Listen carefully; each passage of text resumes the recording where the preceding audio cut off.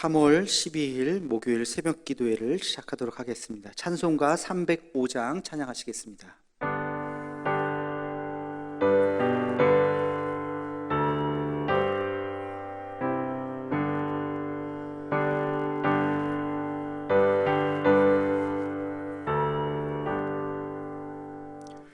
나 같은 죄인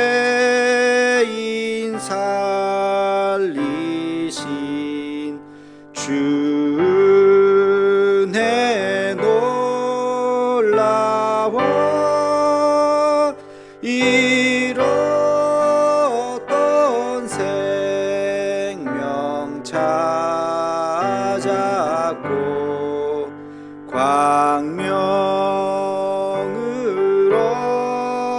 얻었네. 큰 죄악에서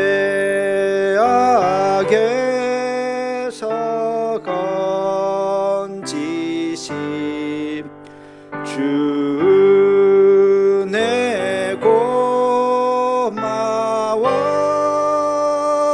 나 처음 믿은 그 시간 귀하고 귀하다. 이제껏 내가 산 것도 주님의 은혜라. 또 나를 장차 본향에 인도해 주시리. 거기서 우리 영원히 주님의 은혜로 해처럼 맑게 살면서 주 찬양하리라.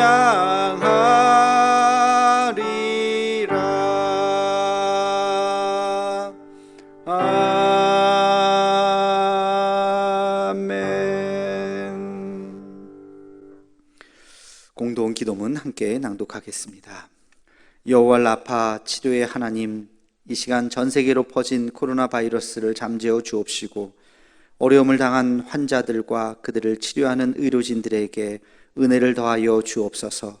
이 일로 인해서 더욱 주를 의지하는 우리가 되게 하옵시고 우리의 신앙을 돌아보아 주 앞에 더 겸손해지고 더 낮아지는 마음을 주옵시며 인간의 욕망과 교만함을 회개하고 주를 바라보는 우리가 되게 하옵소서. 이 나라를 긍휼히 여기사 더 이상 바이러스가 확산되지 않고 속히 치료제가 개발되게 하옵소서.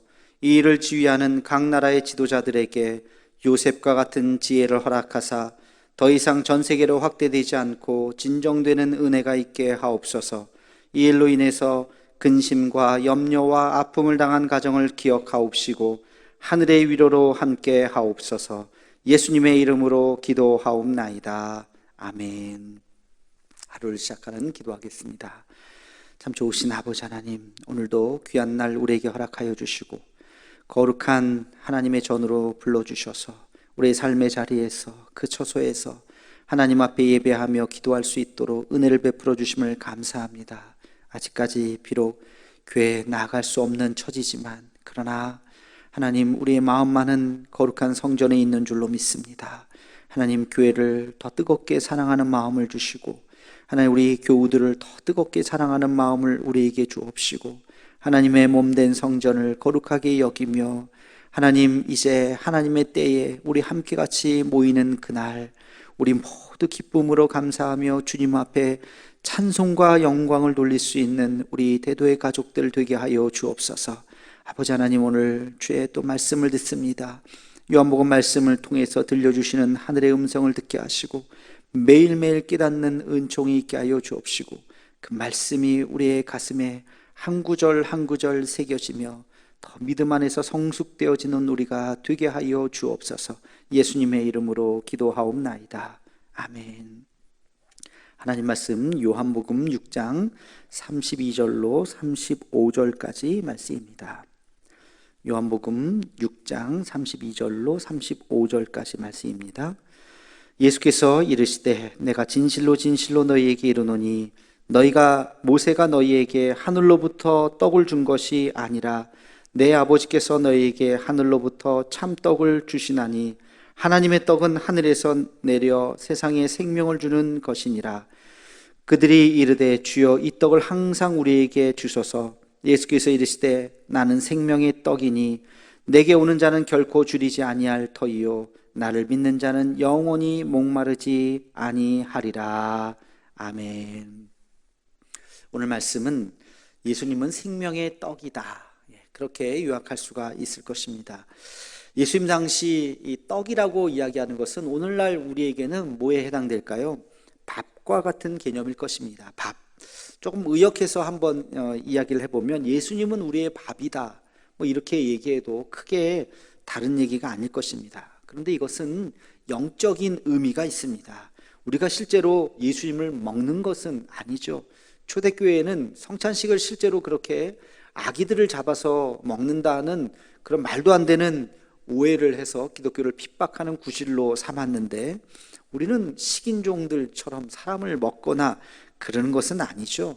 그러면 예수님이 떡이라고 하는 것이 뭘까? 이것은 영적인 것입니다. 예수님께서 떡이든 밥이든 이것에 비유하신 것은 세 가지의 의미가 있습니다. 첫째는 예수님이 삶의 근원이라는 것입니다. 밥이 있어야 살죠.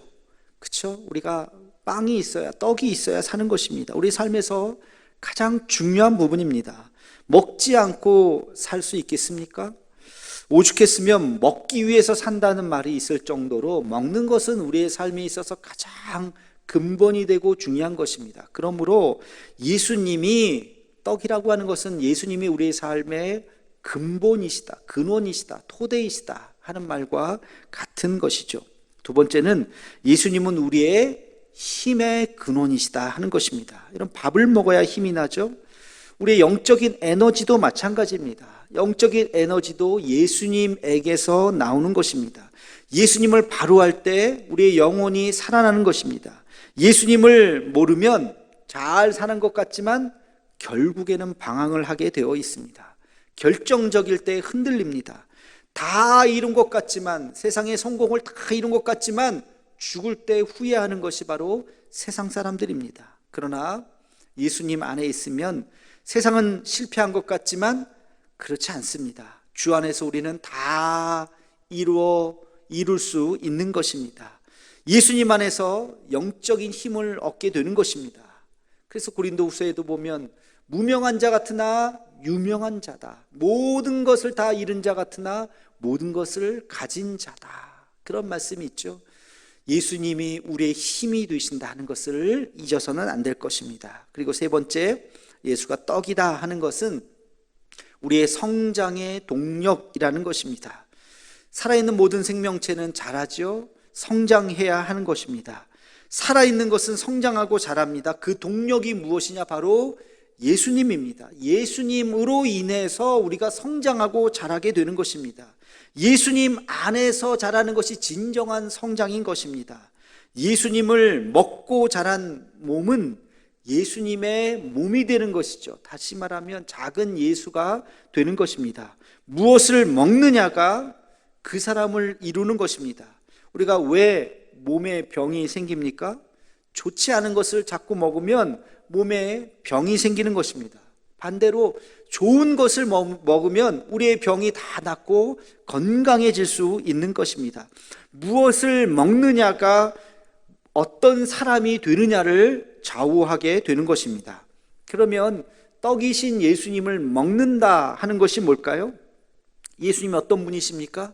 말씀으로 이 땅에 오신 분이십니다. 말씀이 육신이 되신 분이십니다. 예수님을 먹는다고 하는 것은 그래서 그분의 말씀을 우리가 우리 가슴에 새기는 것을 의미합니다. 그분의 삶을 따라서 살아간다는 것을 의미합니다. 겸손을 배우고 온유를 배우고 희생을 배우고 사랑을 배우는 것입니다. 위로를 배우고 격려를 배우고 섬김을 배우고 믿음을 배우는 것입니다. 이것이 바로 그분 안에 있는 우리의 삶을 말합니다. 이것이 바로 예수님을 먹는다는 것으로 의미할 수 있습니다.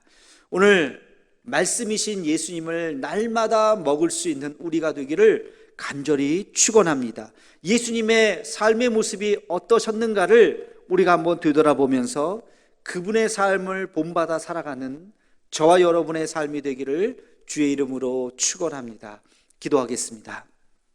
거룩하신 아버지 하나님, 오늘 생명의 떡이신 예수님에 대해서 함께 같이 살펴보았습니다.